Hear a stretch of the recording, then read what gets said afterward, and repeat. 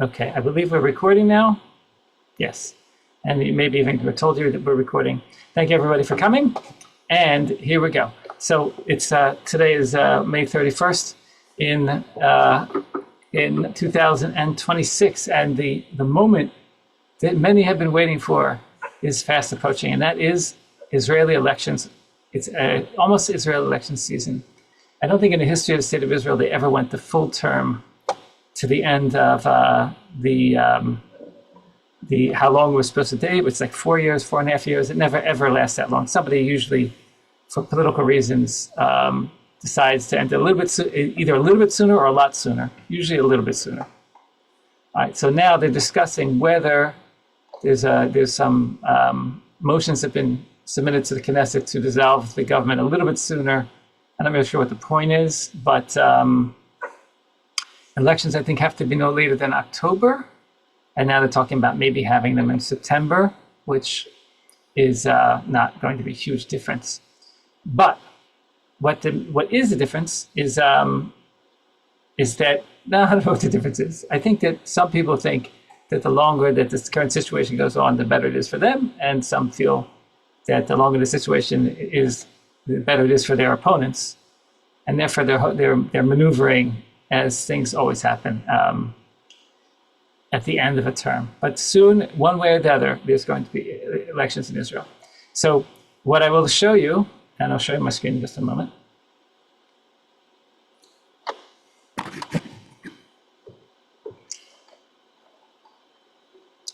This is, okay, I can give you rates.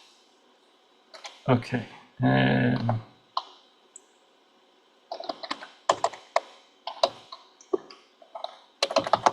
me show you my screen. I hope. Just.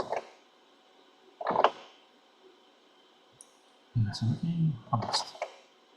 That's working. Okay. You should now see my screen, which is not very exciting at the moment. We're going to go over to Google.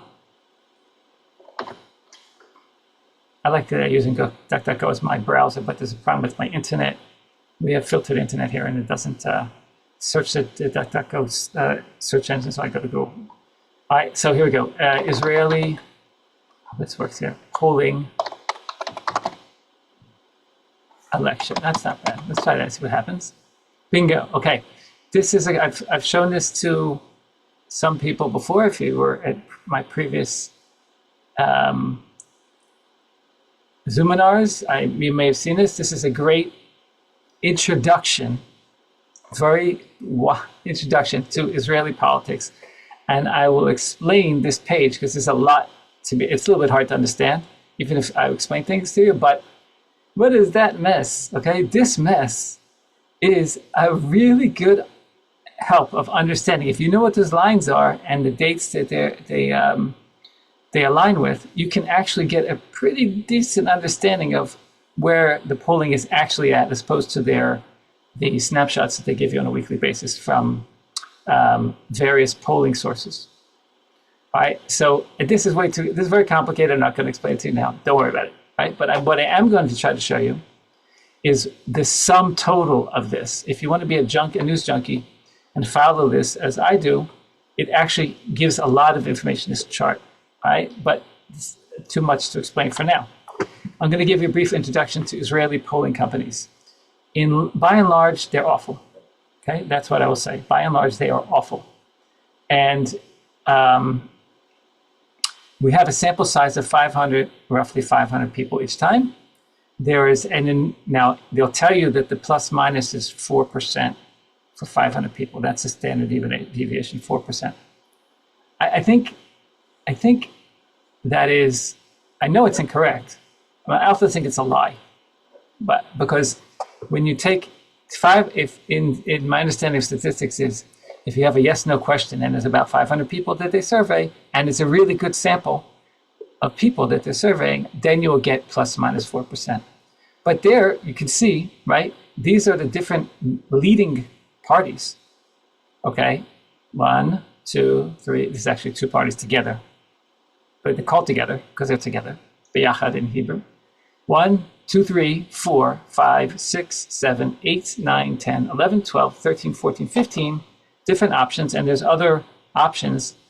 There's fringe parties which are not listed here. But even if you ignore that, 15, there's no way that it's plus minus 4%. With 500 people, we're just picking between 15 different options. I don't believe that. I think it's a lie. That's number one.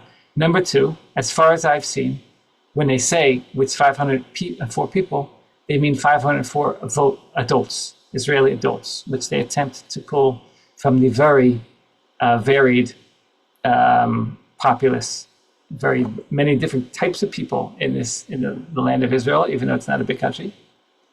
And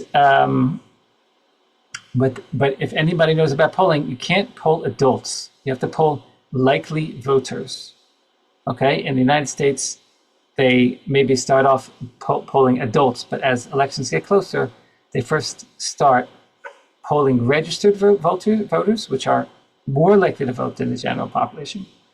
And then ultimately, it's about likely voters, because if you have 504 people, but let's say half of them are not going to vote, and then the half that left are very much skewed one way or the other, for example, then these numbers will be ridiculous. That's the next problem. The third problem is that Israeli polls are notoriously biased. I've been watching this for decades. My first election in Israel was in 1992, and a friend of mine who's a very wise person and acute observer of Israeli politics and other things, had told me in advance that, these polls are very biased to the left, because in those days all the polling organizations were left. And then the elections came, and according to the election polls, the two leading parties on the left had a majority just between them, 61 seats out of 120 in the full Knesset. If there's 120 seats, you need 61 to rule, to form a coalition. Okay. Now I said, I told him, but you said that the poll, there's the exit polls. The polls are biased to the left. He said 20,000 people. They polled 20,000 people, I think it was, maybe it was 10,000. All right, at the exit polls, the people who voted. All right, so you're taking people who voted, and also it was a huge, much larger number than 500. It was at least 20 times bigger. Maybe I think it was 20,000 people. So he didn't believe that the polls could be biased with such a large sample. Fair. Okay, and it was such a win that nobody noticed when the exit polls were completely wrong. Okay, in the end, the two parties got 54 seats out of 120 instead of 61, as I recall. That's off by 7. 7 is about out of 120, about 6%. So with 20,000 people, let's say it was 10. I'm remembering wrong. 10,000 people who had just voted, they got it wrong by 6%. Now you can't tell me that this is plus minus 4. I'm sorry. And then, by the way, they were biased to the left. They were biased to the left. Yes, indeed. So now, that's number one. Number two, that's number three. Number four, there are now right-wing polls. Okay, there's direct polls here, and there's Filber here. These are right-wing polls, and the results are completely at variance with the left-wing polls, which are pretty much tight amongst themselves. If you take a look at these, are all left-wing polls. Okay, so if you see they're 23, 24, this is the Likud, which is the largest party, but the largest party is not the most important thing. We'll get to that, okay? But the largest party right now is the Likud, except close with the Together thing. Okay, but all of these polls are pretty close together. But wait, here's direct polls, which is at 30. That's a pretty big difference. That's a quarter more than roughly these polls. Why? And then the other one is Filber, which is at 34. That was a little bit earlier. They haven't polled in a while, so maybe. But you see that the numbers are very disparate between the right and the left-wing pollsters. And if you want to, by the way, in the last election, you can check. The most accurate poll was the Filbert, and they were also, I think, just a little bit slanted to the left, teeny bit, but they got it very close. The other, at the near the end, I think that they're more careful to give an accurate view. So near the end, close to election time, the polls were much closer together, but the left-wing polls were to the left, and the one right-wing poll at the time that I'm aware of was pretty much dead on, as I recall. Okay, so which doesn't mean that right now. I don't believe any of them. Okay, and I don't believe any of them. Past performance, they say in the stock brokerages, past performance is not indicative of future returns. Words to live by. Now, okay, so now, but that said, okay, as a snapshot, if you know what's going on up here, you can, and they do try to do this, they try to bunch them together. Here they stopped doing it. Now they're doing, I don't know what they're doing here. This is confusing. So let's go back a little bit further. See if I can get, oh no, I can't, darn it. Here, come on. There, better. Back at, no, it's still, why did they do this? They used to bunch them by block. Okay, now it's just a mess. What are they doing? 1 second. I think they even redid the page. Oh my gosh. I think they redid the page in a different order. Can I move this stuff around? No, can't. Okay, so I'm gonna have to do my best because for some reason I can't explain. They took what was a good way of understanding it and turned it into a mess, which is hard to understand. I don't know why they would do that. It makes no sense to me. Okay, so here's how it goes. So in Israeli politics, there's roughly, very vaguely, very generalizing, there's 4 blocks. Okay, I'm going to write this on my screen because it's very technical, right? There's left, there's right, there's religious, and there is Arab. That's pretty complicated, isn't it? Very simple, right? That's an overgeneralization, but start with that. Always start with that. Okay? In order to get a coalition that reaches 61 in an election, one has to put together enough parties to get 61 votes. Now, on rare occasions, in all parliamentary democracies, sometimes, as I understand it, they will rely on a minority government, will not have a majority, but they instead will rely on one of the parties which is not in the coalition to support them. Okay, and why a party outside the government would want to support the government, they have their reasons. Okay, usually you don't want to do that because you want to be in the government so you can get goodies for your guys, right? That's the whole point of being in power, to get goodies for your guys. So, or to get your policies enacted. So unfortunately, or fortunately, you normally have to get to a majority, or you can get a minority to support your government. Okay, a minority government with a support from outside the coalition. In practice, that happens in Israel occasionally. For example, the left could get the Arabs to support them from the outside. That's what happened eventually after the election I mentioned to you before, in 1992. The left formed a coalition with a religious party, which left the coalition because the policies of the coalition were not something that they could abide with. But the government stayed in power because of the Arab votes supporting them from what they call outside the government. So that can happen. It's rare, but it can happen. Normally, the math is always you have to get 61. Okay? They don't, when they talk about presidential coalitions and stuff like that, they never say, well, the such and such will support them from outside the government. Right? That's a last resort, shall we say. Very last resort. Especially because in Israel, the governments try to make big changes as much as they can, and it's hard to do that when you have a minority, when you're anyway offending everybody. Okay, so now, So here's what is the Arabs they have right here. Wait, here. This is the Arabs.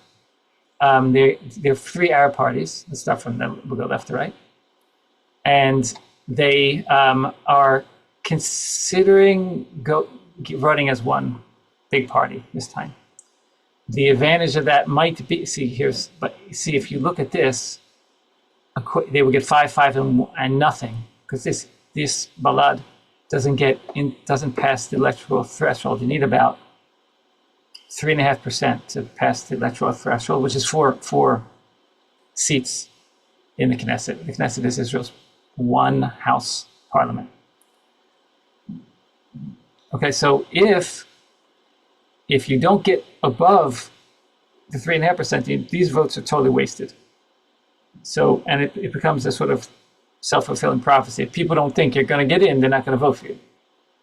Right? But here, it looks like from these polls, if the Arabs ran as a bloc instead of three separate parties, then they would whatever it was, would add to here. That's a seat. That's enough to get one seat in the Knesset. But this, and then so they would have 11 just by that. Right? And also sometimes people like a winner. Also, there's votes that are wasted because you get like 5.25 seats and whatever. So together, so far it looks like they're polling stronger together than separately. Just FYI. So let's say that they have, the Arab bloc has 13. Okay, I'm going to put here 13. Can I still do it? Come on.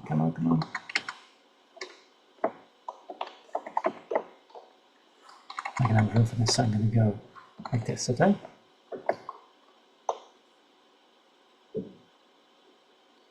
The left-wing parties, again, this is a little bit hard because the numbers are all over the place.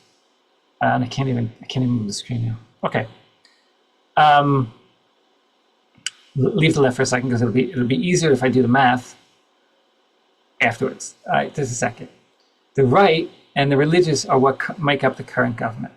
Okay, the right-wing parties, the Arab parties we said, the right-wing parties are Likud, which is the center-right party. I don't care what they say about it. I mean, in Israel, the Likud is in not only in the center, but it's part of it is to the left of the center of Israeli politics. So the foreign press calls Israel the hard right or whatever. It's just center-right. To their right are two parties, Otzma Yehudit, which they call Jewish Strength, I think in English, which is the far-right party, and the Religious Zionist Party, which is a nationalist religious party, a Zionist religious party, Zionist Orthodox party in mostly, and they are both religious and right-wing. So not everybody fits right into these nice neat categories, and a lot of people who vote for the Likud are themselves Orthodox Jews who you might think would vote for an Orthodox party, but no, they prefer the Likud, or vice versa. There's a lot of people that are not Orthodox who vote for Orthodox parties, and so on. And there's many Arabs, this is a little known secret, and there's many Arabs that vote for non-Arab parties, because the Arab parties don't get in. They almost never, there was one short period of time, the Ram, I think it was, and the previous government was in the government. That was the first time ever. So if you want to waste your vote, you can vote for any of these parties, or if you want, you can try to make your vote count by supporting another party, okay? And you'd be surprised who they vote for, right? And many years ago, I heard that Shas, which is an ultra-Orthodox party, they were getting half a seat worth of votes from Arabs because they helped the Arab sector, or so the Arab sector felt, and therefore they voted for Shas. So it's not so clear, okay? But this is in general what's happening, okay? Many people who look like they should be voting for United Total Judaism, which is the ultra-Orthodox black hat Ashkenazic party, all right? Ashkenazic Jews as opposed to Sephardic Jews. Ashkenazic Jews are mostly formerly from what are Christian countries in Europe, and the Sephardi Jews, which is supposed to be Shas's the home for them, Orthodox, Sephardi Jews in general, are mainly from Muslim countries in the Middle East, North Africa, and even in South Eastern Europe. That's where, but we're, again, broad stroke, okay? You might, if you're a Sephardic Orthodox person, you might want to vote for Shas, but you might also want to vote for the Zionist Party, or maybe you prefer the Likud, or maybe somebody else, okay? So nobody is locked into anything. I don't think that they're locked into anything. All right, but in general, we're going to have a religious bloc of the religious Zionist Party, Shas, and what's called United Torah Judaism, which has its own factions. Okay, so together, the right, and again, this is the religious Zionist Party is sort of right and it's sort of religious, Orthodox. So it's a little bit hard to pin them. Otzma Yehudit gets a lot of people who are religious to vote for them, and the leader of the party is an Orthodox Jew, for example. So this is not exactly a religious party, but it's not exactly not a religious party. Right? It's a far right-wing party, but it's also a religious party. Just a little bit complicated. But together, the right and the religious, which is the Likud, the religious Zionist Party, the Otzma Yehudit, the religious, what they call it, Jewish Strength Party, I think, Shas and UTJ, those are that's the right and religious bloc which currently governs the country. Okay, they together have, I can't show the actual numbers. Let's see if I can put this in here. According to these numbers here, we have 23 plus 8. I'm not sure what put with the Zionist Party. Let's go with this. 23 plus 8 is 31. And the religious parties, if I include the religious Zionist Party, as a religious party, it does say religious Zionist Party in the name of the party. Then it will say that would be 4 plus 16 is 20. Okay, and believe it or not, 31 plus 20 equals 51. There you go. So according to this poll, they are not passing the threshold of enough seats to to form a coalition if elections are held at this point, whenever this was taken, according to this poll results. Okay, that's number one. Okay, now that I did this, it's going to be a little bit easier for me to do the math. So this is 51 and this is 13, that's 64. That means the left, which is in theory everybody else, but I'll tell you that in a second if that's true or not, is, I forgot, 64 is 56. Okay. I did that right. Wait a second. I may have messed it up. Not sure. I may have messed it up, but bear with me. Assume that's right. It's good enough for horseshoes, right? Close enough. Okay. So now, let's analyze that a little bit now, because nothing is simple. Let's take a look at the left-wing parties. The Democrats are a left-wing party, far left party. That's what they call the far left. Yashar is an upstart party. It's a new start party under a new someone who is not first time in politics, but it's his first time leading his own party. He's doing very well. 17 mandates. A lot of times when someone new comes along and does something new, people move away from the current choices to something new. That's very common in Israeli politics. All right, so even though the guy who's running the Eisenkot, who's running the party, is not a new face, but he's first time leading, and I guess people want to give him a try. They're interested in something different. All right, so they're shifting around within the left-wing bloc, I'd say. Together is two parties, one of which is Yair Lapid's Yesh Atid. There is a future party, and it's a very big party, but they're polling very poorly, like it's 7 seats. The other party is I can't scroll down now, sorry, because I can lose my wonderful artwork here, and it's going to overwrite everything else, and you won't be able to read it and all that. The other party is Naftali Bennett's party. Naftali Bennett is a right-wing Orthodox person. However, he wisely understood that he would never make it to prime minister, so he played a game. And in the previous government, he was able to form a government with a party with only 7 seats, by joining the left and bringing in an Arab party. Okay, so basically he absolutely betrayed his voters who were expecting someone centrist but orthodox and right wing, and he went with left wing coalition. As far as I'm told, he sold his soul to be the prime minister, but I could hear, I think other people would have made that deal. But now, interestingly enough, I was expecting him to run, and he's doing very well in the polling, much better than Yair Lapid's party is. I was expecting him to go to the right, win a decent amount of seats, go with a right-wing government, and try to re-ingratiate himself with his natural voters. He didn't do that. He went with a left-wing, solid left firebrand. Yair Lapid is not one who watches who's not very nice about in the way he talks. He's not the responsible adult in the middle. He doesn't try to be. That's not his spot. And so, but they are friends. They got along well when they were in government together. So that's this. This is a party which the leader of the most of the votes is a right winger, an Orthodox right winger, and yet his voters are mostly on the center left. That's true. Pretty sure about that. I can tell that from the graph above, but I'm not going to show you that now. These guys are left, but one of the leaders is right. But the voters are left. No, fair enough. Okay. Okay. Yisrael Beitenu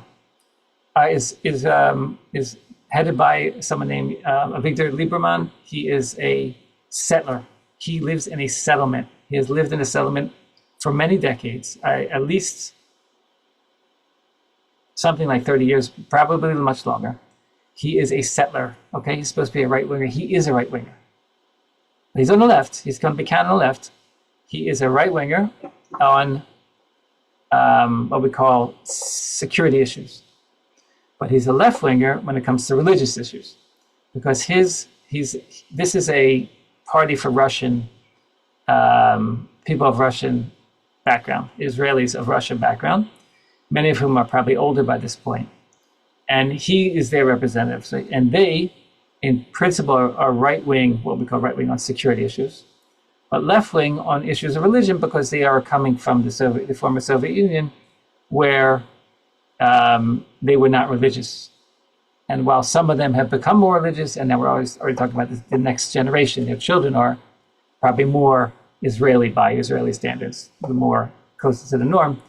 But his thing is to be anti these guys, the religious parties, the ultra-Orthodox parties. So he's a right winger, but he's a left winger, and maybe it's possible that he hates the leader of the Likud. I don't believe that, because they all hate each other. But he will not form a government with the Likud, so he says. He could also be compromised. In Israel, the lawfare is a very, very, very big thing against the left, from the left against the right. Very big, and he's been at the center of that since the 90s, that they've been after. Maybe they finally got him on something that he couldn't say no to. So he may have been bought or actually coerced, possible. But even if you give him pure motives, he is representing a populace with mixed views on things, and his job is to represent them. And he feels maybe that it's best by representing them by being outside and not in going into government with the Likud. And he has refused to sit in a Likud government in past numerous elections. So he's effectively opposition. I wouldn't call him left, but he's opposition, yes. And the Reservists is sort of a right-wing party, but they're not going to make it anyway, so who cares about that? All right, so if you put the numbers together, the left doesn't have a coalition, the right doesn't have a coalition, the right religion doesn't have a coalition. That leaves the Arabs. The Arabs don't join coalitions, but if they would support, or some of these people, if they were elected, some of the people within the Arab bloc would support the left, they could theoretically get to 51, assuming this poll is accurate, okay? Assuming this poll is accurate, you see the right-wing polls don't necessarily agree, right? But you need to look, and it's a little hard, right? That if your head's not spinning, you're a very smart person. But if you could take in all that, right? So if their head is spinning, I feel and I understand, but I'm trying to help you. All right, you have to look at the blocks. You have to know who's in which block, and it comes down to a block. And who can make 61? Preferably, very preferably, but not necessarily with a majority, not with relying on outside voters, which the Arabs would be a great block because it's unacceptable to bring them, especially some of them are like anti-Semitic and really anti-Zionist, really not nice, really terror-supporting politicians. It's very hard to bring that type into the government, any government. But the Ram is a little more borderline.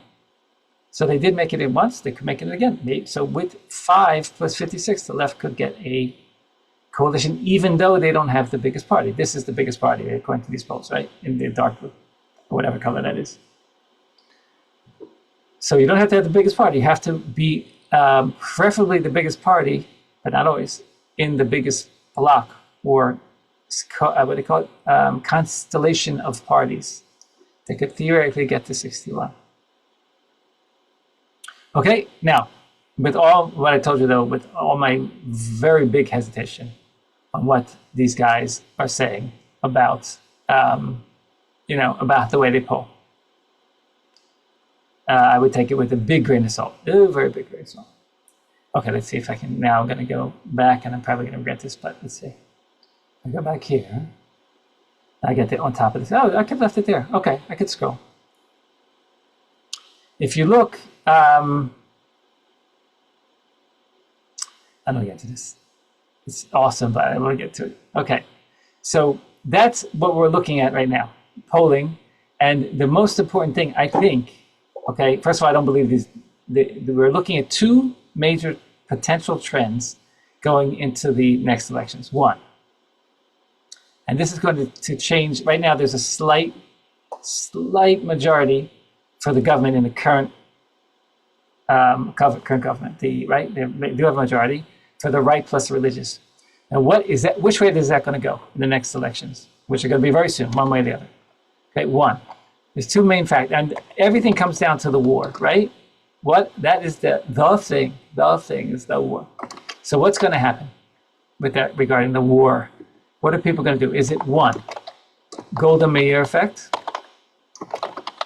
I'll explain what that is in a second. Or two, right-wing backlash.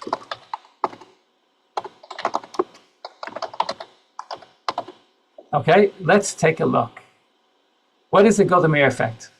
The assumption is, for the people who are on the left, is that in 1973, when the last time Israel was surprised in a war and won handily, but for a few days Israel was on the back foot, so that was like, we're kind of spoiled here in Israel. So I mean, it looked bad for a couple of days. It looked real bad for a couple of days, but within I think 6 days or something, the war had already changed directions. That was the end of the war, basically. But but still, even though Golda Meir was the leader of the Labor Party and the leader and the prime minister at that time, and she was definitely not responsible in any way, in my opinion, for the surprise of the war. She was not a military person. In Israel, they like having people with military experience as the prime minister, but you don't have to have military experience to be a president or a prime minister, even in Israel. And her predecessor, Levi Eshkol, he didn't have any military experience, and he won the 6-Day War, or whatever. The army under him won the 6-Day War. So, but that said, and whose fault was the army? It was the army's fault and the defense minister's fault. The defense minister at the time was Moshe Dayan, who was an ally of hers and in her party. And he was the defense minister. He was Israel's leading soldier. The image of the Israeli warrior and general, the guy with the eye patch, the woman wounded in combat, and wearing that eye patch forever because he was literally blind in one eye. And I think it also was not pleasant to look at. It was unaesthetic. It wasn't just blindness. So he wore that famous eye patch, And he was like Israel's legend, living legend as a soldier, and the new Israeli. And he was the defense minister, and he was in charge of the army.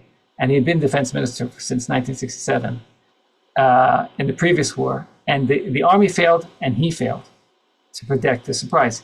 They should have paid the effect, but she was at the top, right? The buck stops here. Well, the buck stopped at Golda Meir. So they say.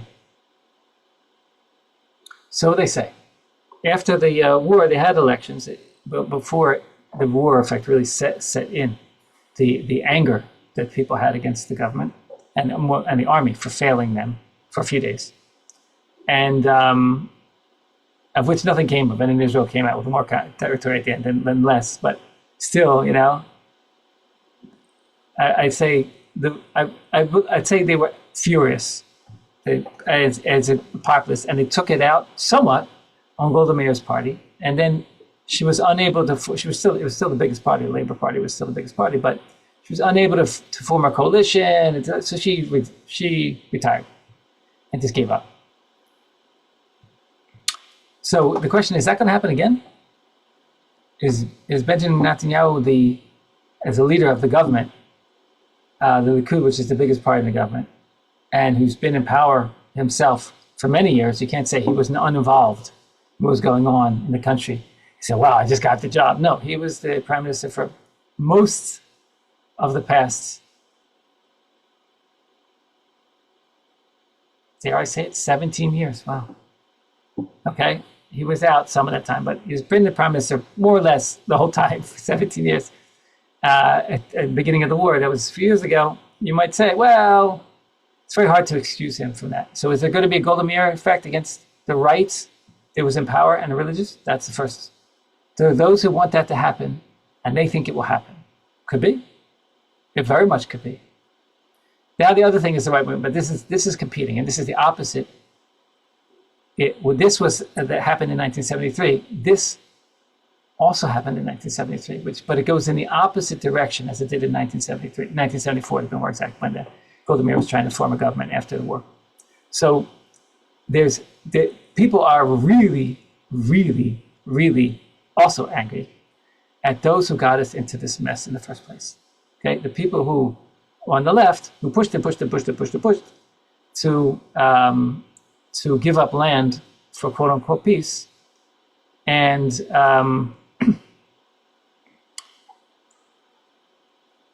the people let's just say that people are very unhappy about what happened because of that. They promised us there would be peace if we gave Gaza to the Arabs.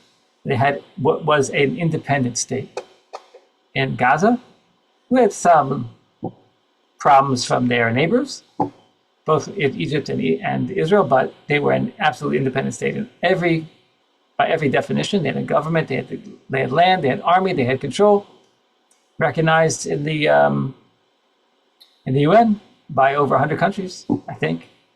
But of course, they were seceded from what was recognized. Palestine is a recognized state by over 100 countries, I think, in the United Nations. That includes what's being ruled in the West Bank, the Judea and Samaria, but by the Palestinian Authority, and they of course sort of did a coup against the Palestinian Authority. So they're the unrecognized leaders of what is effectively a Palestinian state, right? And all that came from the people who pushed over the vehement opposition of much of the country, roughly half the country, to bring that independent Arab state into being. And that is going to be a very big backlash. The question is, which is a bigger one? Backlash against the ruling party, because the buck stops here. That would be anti the right wing and anti-religious, or be the other way, was it going to be backlash against the left? That's the real question. And I don't know what the answer is. I don't know. I have some suggestions, but I'm not sure. That's what to watch. So watch the polling, and you don't look at the snapshots. You look at the pattern, the direction, where things are going. Okay, that's where you figure these things out. Okay, that's my introduction. If your head is not really spinning by now, I give you credit. I think you should get yourself a Nobel Prize for being a genius if you can understand all that. Okay, any questions? I don't have a lot of time because I've been teaching at on the hour coming up, but I do have some time for the questions if anyone would like to ask. Tony asked a good question. Who is going to run against Bibi? Oh, great. Tony, can you unmute yourself and tell me what country you're from, please? Is Tony still here, bud? Yaakov? Is that Tony Summerstein? I think he's still here. Yeah, he's still here. Tony with an I? Tony Summerstein? Is that you? Yeah. She's trying to unmute herself. All right, so just type, if you can't, just type in the chat, Tony. Just tell me what country you're from, where you live, where you grew up. I don't hear you. You're still muted. Can we get asked to unmute? Yeah. Yeah, I can't even ask something. Oh, there you go. United States. United States, great. So you grew up in a, as did I, in a, you're not going to stop sharing. Is that okay? Yes, but my son and my 7 grandchildren have lived in Israel from 1996. Great. You must be one proud grandma. I'm very proud, and I'm going to be a great-great-grandmother soon. So wow. All right, that's even better. One. You're already a great grandmother, I'm sure, but now you're going to be a great grandmother.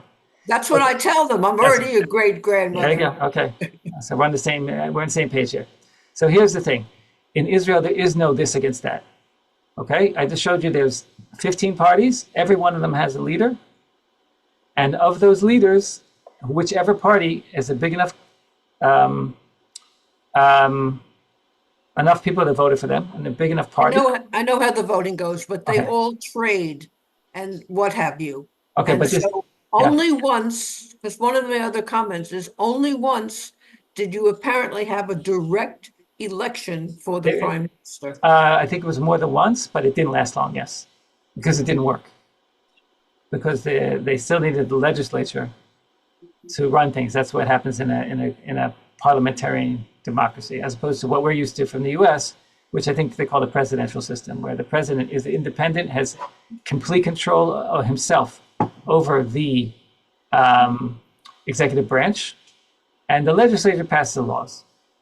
All right, which constrains the president to a certain extent, but the president can to the extent that he can control the executive branch, because they have the deep state interests as well. But to the extent that they can control, they are independent. They control and the prime minister in Israel, if he's elected directly or not, it doesn't matter because he controls nothing. Actually, controls nothing. Okay, the prime minister does not control the army, does not control the finance minister, doesn't control the information ministry, doesn't control anything. There are other people. Depends on how corrupt he or she is. That's always an issue. Okay, but technically speaking, the defense minister is his or her own boss. It's a fiefdom, and they do whatever they want. And the prime minister can suggest, the prime minister can beg, the prime minister can, if they're allies, he can maybe put pressure, but he can't control. The prime minister doesn't control the army. The defense minister controls the army to a certain extent.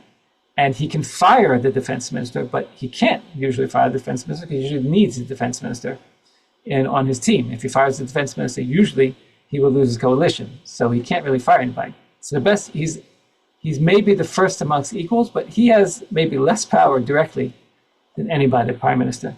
But that said, which is a very important caveat, which is completely foreign to what you and I are used to from the U.S. system, the American system, and probably any presidential system. In a coalition, in a parliamentary democracy, the leader, the prime minister, comes from or sometimes it's the president, but they're really basing their power on their majorities or majority of a coalition in the legislature, not like the United States. Okay, so there's nobody really running per se. They're all running against Bibi.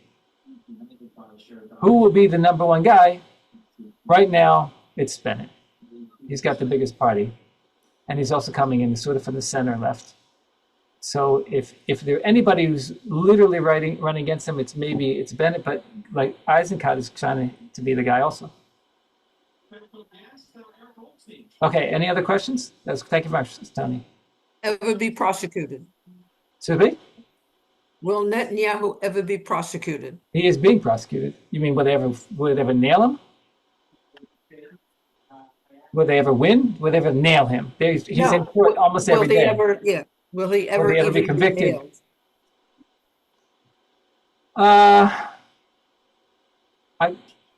I mean, it's a very corrupt judicial system, to put it mildly.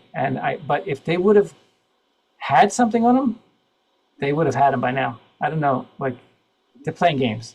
They should have nailed him by now. I mean, he's years and years already in court. So if they really had something on him, I can't imagine why they would have not convicted him of something by now. So my guess is, totally uninformed, that they will either nail him for something very small when it's too late to get him out, like he's already out. So, just to say that they won, or it'll just go on forever and nothing will come of it. But that's where I'm leaning. But I wouldn't be surprised if what I said is correct, but I wouldn't be surprised if something else happens also. Okay, anybody else? I got a few, like maybe 2 or 3 minutes left. Thank you so much for talking about politics with us. My pleasure. And I'm going to do political process, not politics. But okay. Yes. Process. Okay. I guess I should say before we go, if anybody wants to have, I've mentioned this in past Zoom meetings. If anybody wants to do this on a weekly basis at this time or some other time, we have a couple of people who are interested in doing it, and it would be a modest fee each week. But I would come with a presentation and maybe use the funds to bring in speakers and so on like that. And then I will be able to do this kind of thing each week with a small group. If there are people interested, so far we don't have enough people who are interested, but if anybody here is interested, please, I'm gonna do this. I'll just go to our help desk, if I can figure out how to do that 1 second. Just continue to feed everybody. To feed everybody. Okay, wait. If you can go to our website, just a second. Chat. Circle name. How do I do everybody? Forget it already.